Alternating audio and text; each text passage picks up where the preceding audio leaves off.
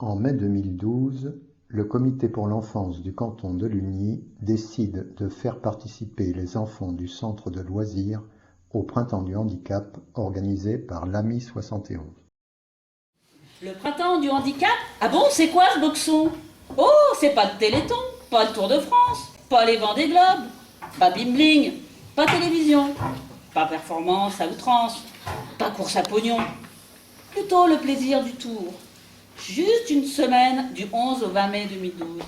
Pleine de plein de petits machins.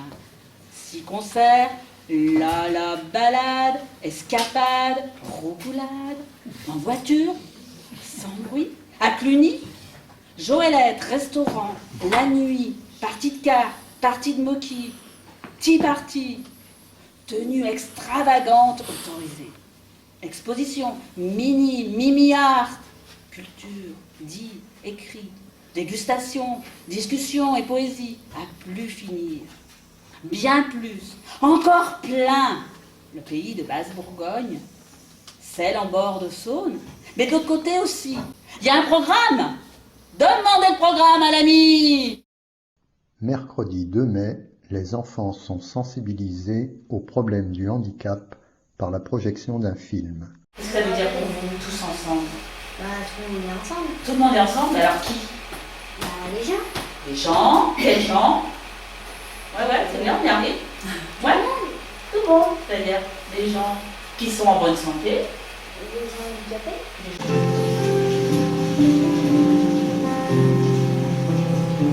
En 2008 et 2009, Handicap Évasion a effectué la grande traversée des volcans d'Auvergne, en 6 étapes d'une semaine, chaque équipe passant le relais à la suivante.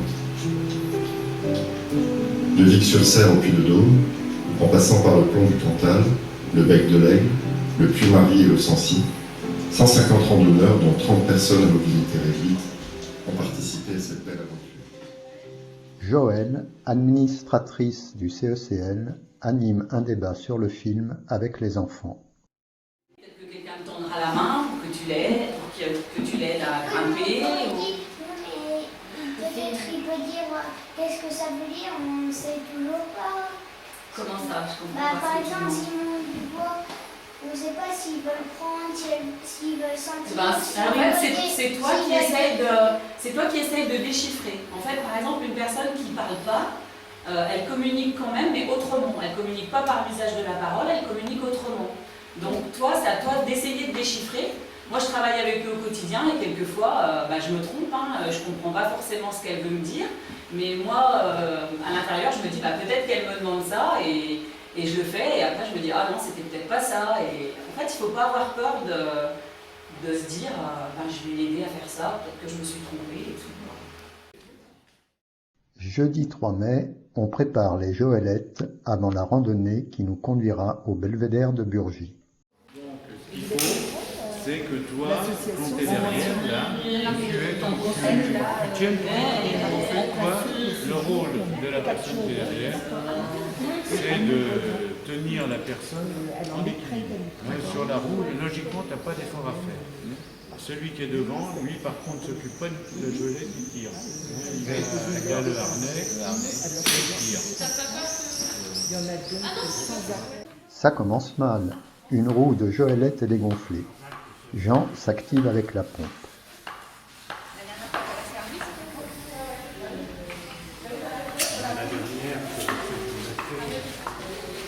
Donc bienvenue à tous. On a salué tout le monde, on fera connaissance en route, voilà, et puis dans la journée.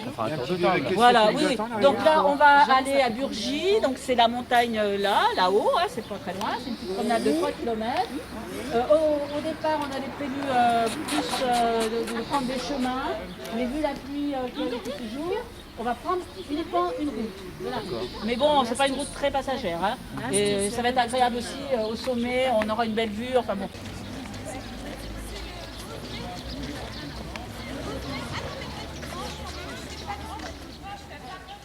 Enfants et adultes se mettent en marche et traversent le village de Viré.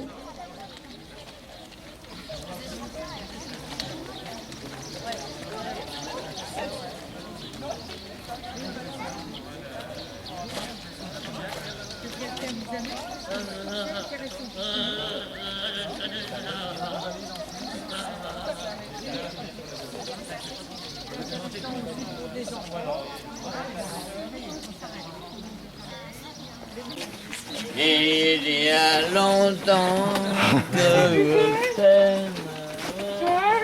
Oui. Non, mais là, je pense que on va pas avoir beaucoup de...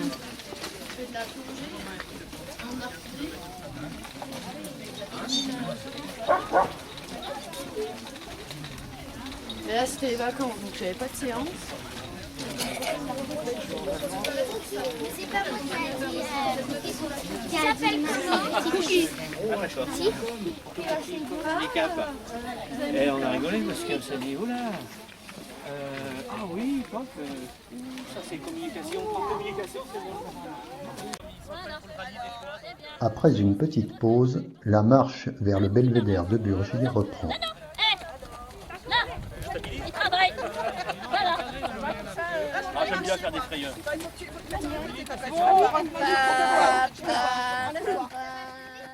Les enfants aident à pousser ou à tirer les joëlettes.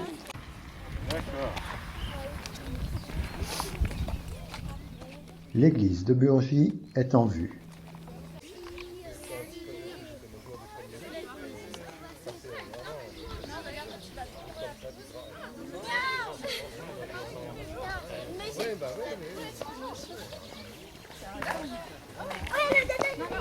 Alors, le chien, on va aller sur la gauche parce qu'il y a un virage. C'est bon? On les voit. Ouais, et Un goûter servi par le CECL attend les participants devant la chapelle. ah, c'est bien parti. S'il y a du porc. Ah oui, d'accord. Ouais, merci beaucoup. Et il est là-bas le troisième pierre.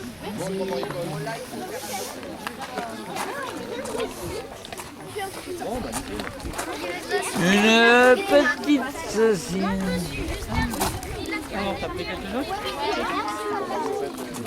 Les enfants font le service des boissons.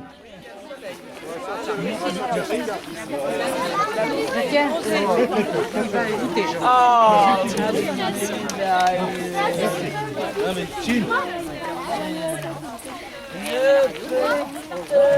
une petite saucisse, oui. C'est le SDI 2012. Irène, conseillère municipale à Burgy, a organisé la visite de l'église romane. Oui, j'ai seulement souhaité la bienvenue à Burgy, donc notre petit village où il y a environ 110 habitants. Et le village est situé à 1,5 km. L'église étant construite sur le sommet de la colline qui domine le village. On peut faire aussi des baptêmes. Mais oui, il peut y avoir aussi des baptêmes. Puis tous les sacrements religieux, puisque c'est une église qui existe et elle est consacrée à Saint Jean-Baptiste. Alors on voit aussi le clocher qui est aussi massif et trapu. Donc c'est un clocher à un étage avec des baies géminées. Quand on fera le tour, vous verrez qu'aucune n'est semblable. Et il y a une petite corniche, c'est typique des clochers romans d'Apollon. C'est une statue qui mesure 1,12 m, elle est en pierre. Saint Jean-Baptiste porte une tunique rouge, il avance sa jambe droite et tient un agneau dans son bras gauche avec le bras droit sur la poitrine. Donc cette statue est classée aussi.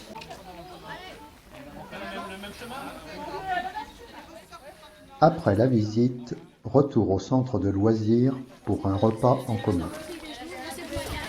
Ça fait pas mal au mollet. Ouais, mais ça bousille les genoux. Attention, attention.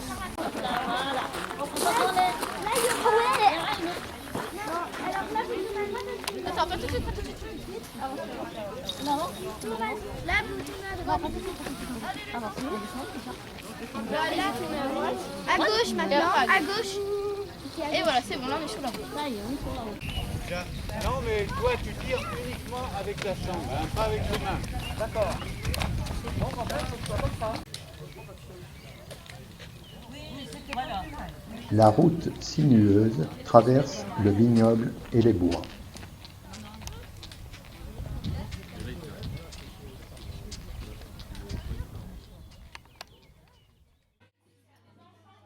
À table, les conversations vont bon train.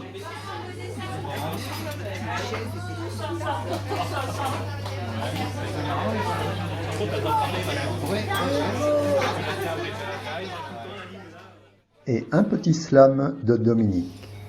C'est le putain. Mon nom connaît pas. Pas de nom. Pas de prénom. Le putain. On me surnomme.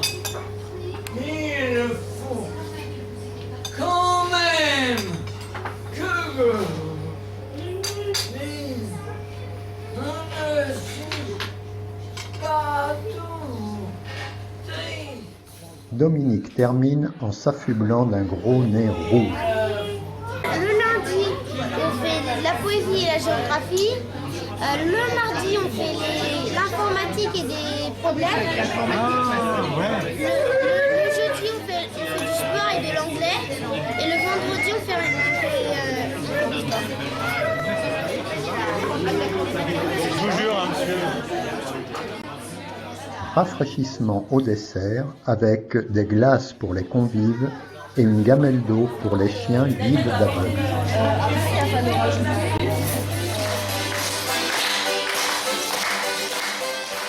Pendant la préparation d'une émission de radio par les enfants, Daniel joue de l'accordéon et Freddy de l'épinette des Vosges.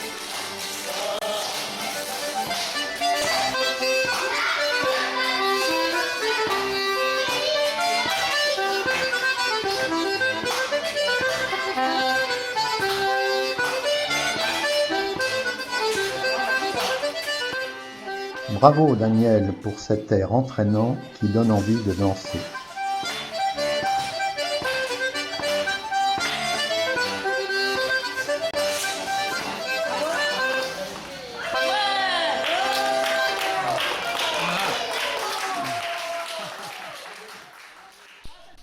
Silence, l'émission de radio va commencer. Bonjour à tous et bienvenue dans l'émission Les Petits Journalistes du CECL. Nous sommes le jeudi 4 mai 2012 et aujourd'hui nous sommes en compagnie de Liliane. Bonjour Liliane. Bonjour. Alors, vous êtes là dans le cadre de la journée Tous Ensemble pour le Printemps du Handicap. Est-ce que vous pouvez nous expliquer un petit peu en quoi ça consiste ? Oui, tout à fait.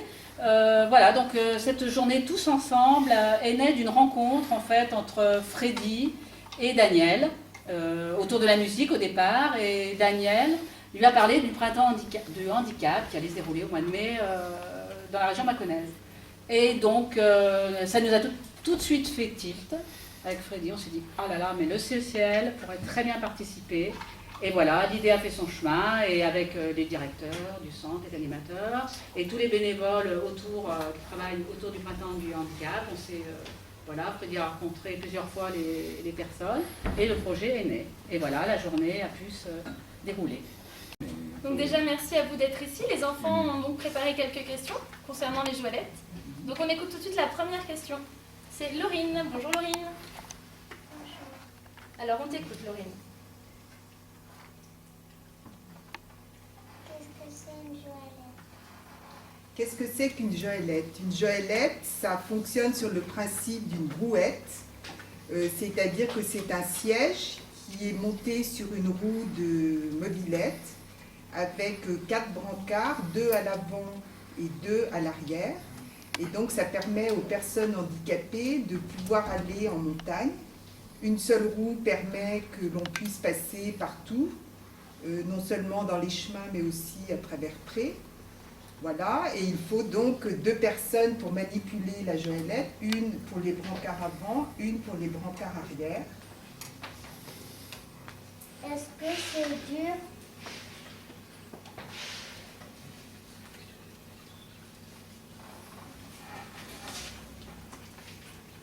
À manipuler.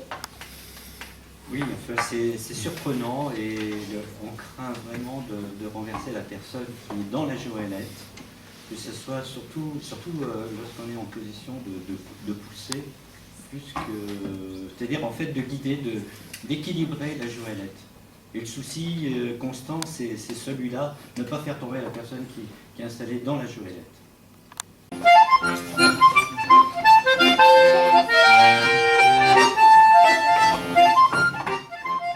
Un petit intermède musical pour permettre à une nouvelle équipe de s'installer devant les micros.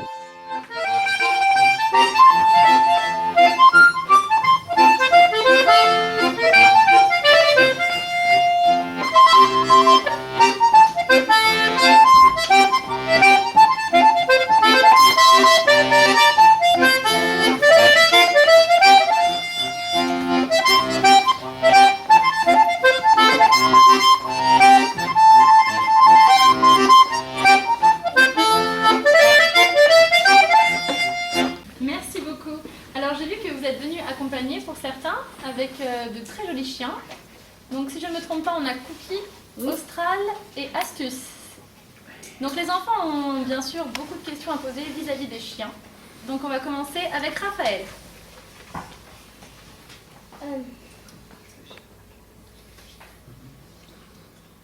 Où les chiens ont-ils été entraînés? Bien, on t'a expliqué tout à l'heure. Attendez, on va vous donner le micro. Allez-y. Je te l'ai dit tout à l'heure. Ces 3 chiens viennent de l'école de chiens guides de Lyon et du centre-est. Donc le centre d'éducation est dans l'Ain, à Misérieux, c'est à côté du Villefranche. Alors peut-être que tout à l'heure, quand on est arrivé avec nos chiens, vous nous avez pris pour une bande d'éleveurs de chiens, mais non, pas du tout. Nous sommes des maîtres de chiens guides. Sauf Gilles, qui lui n'a pas encore son chien, mais il l'aura prochainement. C'est la raison pour laquelle il nous accompagne aujourd'hui. Et parce qu'il est gentil aussi. Merci. Merci.